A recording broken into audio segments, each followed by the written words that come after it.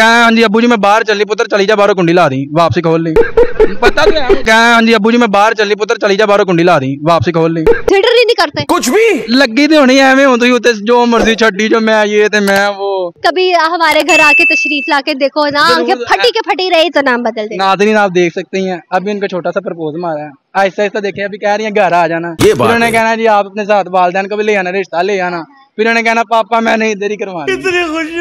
मेरी इतनी गंदी और थकी चॉइस नहीं हुई अभी तक अल्हम्दुलिल्लाह। आपकी चॉइस अच्छी भी नहीं है मैं अभी कह रहा हूँ आप मुंह धुलवा लें अपना ठीक है धुलवाना नहीं खुद आपके मुंह से ज्यादा महंगे ओ छोड़ दे अल्लाह दे भैने मेरी गल सुन इधर आ हाथ जुड़े बस हवा निकल गई यार आप डायरेक्ट बहन पे आए हो। देखो मैं ले आई बहन पे मैं ले आई बहन पे मैं बता रहा हूँ मैं बहुत जाहिल हूँ जाहिल है मैं बहुत ज्यादा हूँ जितना आप है मैं थोड़ा सा आगे लगा ले इतने क्या हुए नहीं नहीं अब ये आहिस्ता आहिस्ता मुझे मना रही मैंने नहीं मारना मैं आपसे रुस गया हूँ रुसी जा ऐसी रुसिया फुप्पिया ना हर घर में मौजूद होती है।